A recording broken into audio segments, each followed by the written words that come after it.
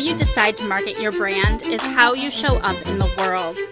Just Marketing is committed to making a difference through being and building ethical, anti-racist, and equitable businesses.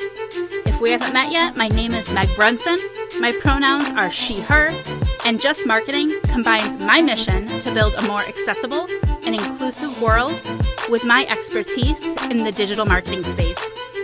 Let's do this. This is episode number 20, a Just Marketer's Guide to Responding to Tragedy. It's no secret that our world seems to hit us with a tragedy at every turn, like an unstoppable freight train careening uninvited into our lives.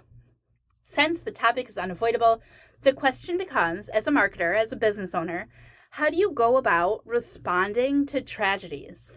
Or do you? There are typically two ways to react when a national tragedy occurs. You either, one, halt your marketing efforts altogether. This will allow people time to process the event and do what you can do to mitigate the perception of being insensitive by continuing to do business as usual. However, stopping all marketing activity could interrupt ongoing launches, contracts with other stakeholders, or put your ad optimization at risk, ad optimization that you've spent major money on. And if you do pause your marketing efforts, the question then becomes, how soon is too soon to return to normal activity? On the flip side, you could continue marketing as usual. After all, some people find comfort in normalcy, providing a blanket of reprieve from the horror outside and pointing out that there's always a rainbow after a storm. On this side, continuing marketing as usual and not acknowledging the tragedy at all could come across as insensitive and give off the impression that you value your money over humanity. Unfortunately, a cookie-cutter response does not exist when it comes to deciding the best way to respond when a tragedy presents itself. So it's the goal of this resource to give you a few options and perspectives, including my own, to help guide you in creating a plan to respond that validates who you are and that best fits your business. So first, let's talk about what constitutes a tragedy. A tragedy can be defined in multiple ways, including, but not limited to, school shootings, hate crimes, police brutality, legislation or court decisions resulting in the loss of rights, wars, death of an impactful community leader, and more. If you've ever turned on the 5 o'clock news, you're inundated with one terrible thing after another. There is a mass shooting practically every day in America. So how do you define a national tragedy versus just another day in the neighborhood? If we cut off our marketing every time something bad happened, we'd never have any marketing. Therefore, we have to evaluate which circumstances require us to make changes to our typical marketing strategy. Shift does an excellent job of laying out 5 factors to determine whether an event could be characterized as a tragedy. They identify 5 things: proximity, magnitude, audience impact, brand alignment, and judgment. So I'm going to break these 5 things down a little bit. Proximity. So think about if an incident occurs directly in your community, right? The stronger you should consider interrupting your normal operations, as this is something that directly affects those who receive your marketing message. The second is magnitude. If an incident has a great overall significance, the more day-to-day operations are likely to cease. 3 is audience impact. If your audience has a significant reaction to the incident, it's a good indicator that normal operations should pause. Be sure to gauge how your audience is responding to the incident, and then you can react accordingly. 4th is brand alignment. So if an incident is impactful to your specific brand or industry, then you're more likely to want to interrupt your normal operations. And 5th is judgment. So if you find yourself having a conversation with yourself like, self, would this offend people? The answer is probably yes.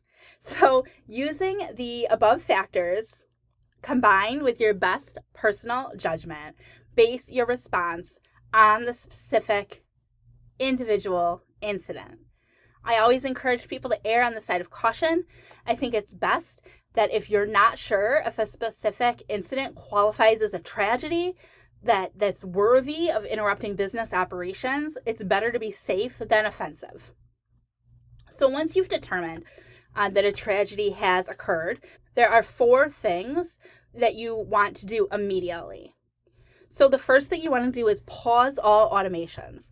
Pause your social media, pause your organic social media content, and consider whether things could be viewed as insensitive to those who are affected by the trauma of the tragedy. Pausing your social media, your email, and any other marketing automations that you have gives you an opportunity to take a step back and assess the tragedy at hand and determine whether you will move forward with business as usual or if you need to pivot your marketing approach. So the first step is just a pause. It gives you the opportunity to review the 5 factors to determine if a tragedy has in fact happened. And if you determine that marketing strategies don't need to change, you can just unpause and move forward. However, pausing allows you that time and space to make thoughtful, educated decisions that ensure that you don't inadvertently send or publish something that sounds insensitive given the situation. The second thing you need to do immediately is consider your team and clients. Now, if there are members of your team and or clients who are directly impacted by this incident, then you should consider how you can go about providing them the appropriate support. Now, this very well may happen before you hit pause on your marketing automations, but the key is that these things both happen quickly, they happen fast, and they happen in a hurry as soon as you're aware that an incident has occurred. Third, this is when you need to craft your response. It's important to identify why this issue, this tragedy, this incident matters to you and how you plan to advocate on social media. So some things you can consider is sharing educational material and informational resources that would help people impacted by the tragedy, issuing a personal official statement for your brand, or collaborating with other credible organizations who have already begun advocating for the cause. One example of this would be when a hurricane hits, the Red Cross is always right there. So you can collaborate with somebody like the Red Cross, right, who's already begun advocating for that tragedy. You should still consider how you want to reply to the incident that occurred, no matter if you stop other marketing efforts or not. This is not the time to leverage trauma to push for sales, but rather to share open and honest feelings of sympathy and support. Social media is a perfect way to reach out to your audience, sharing words of comfort and any ways that you can provide help. The fourth thing I want you to remember in this immediate sense is to remember trigger warnings. If an incident has occurred, a tragedy, we want to be extra cautious to include trigger warnings so we can help prevent additional unwanted pain and suffering for people who are trying to prioritize their emotional health after a tragedy. An example of this, I think of police violence. So the police have a history of being violent against people of color. And so if you are sharing a news story or a video or a link that provides an account of a person of color who has been victimized by the police, putting a trigger warning would help people make the educated decision about whether they want to continue to consume that content.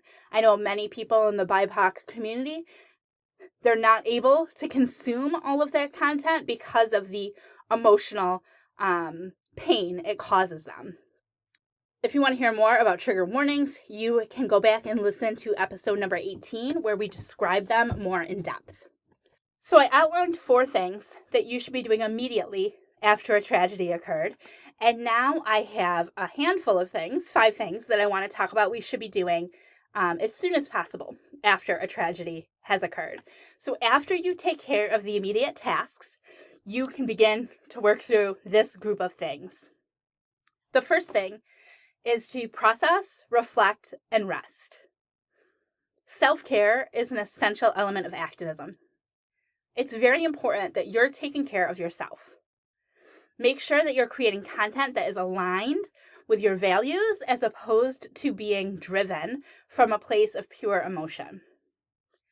If you have strong convictions to write immediately, but give it a pause until you have a chance to review your words. Make sure that you are taking extra time to take care of yourself and your team and your family after a tragedy has occurred. Number 2, we have to think about whether we want to stay paused or resume marketing as usual. So I want you to think about what your clients and supporters are focused on right now.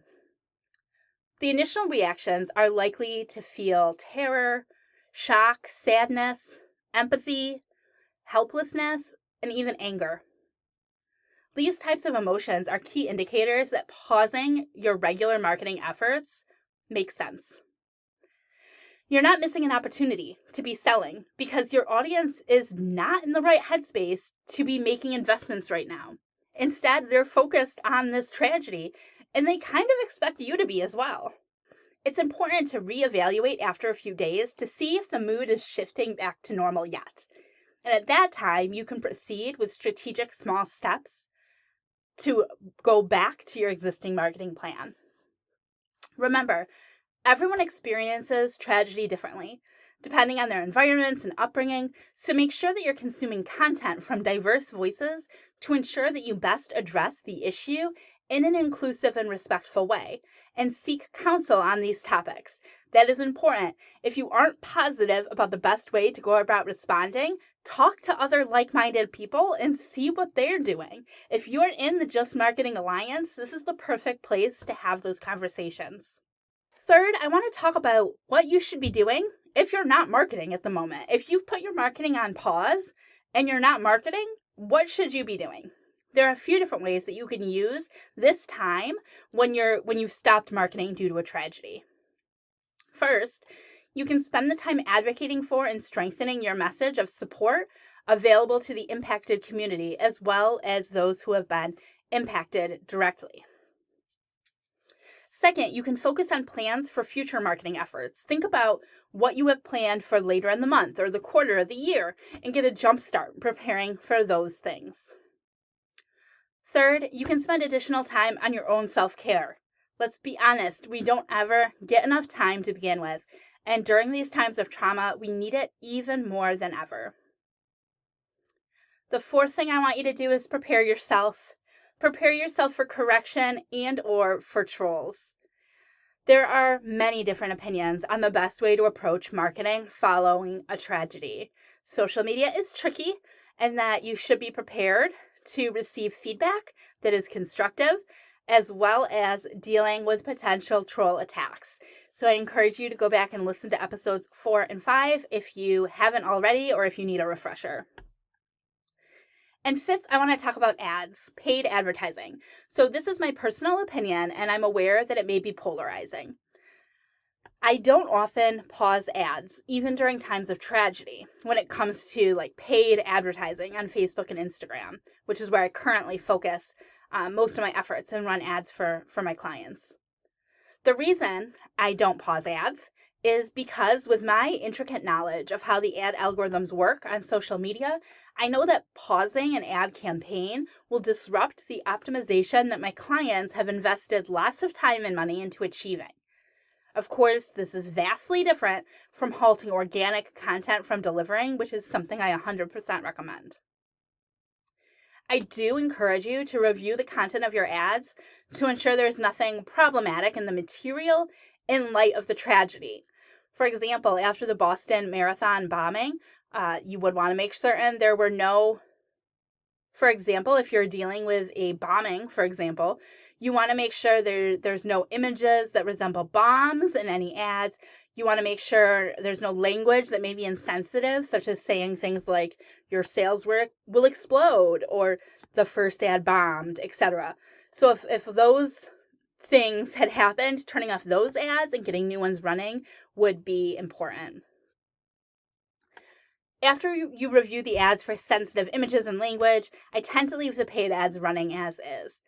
When the ads have comments in them, users are going to be able to see that it's a long-running ad versus one that's been freshly posted. And in order to easily see the brand's response to the tragedy, I encourage brands who are running ads to pin their response to the tragedy to the top of their page.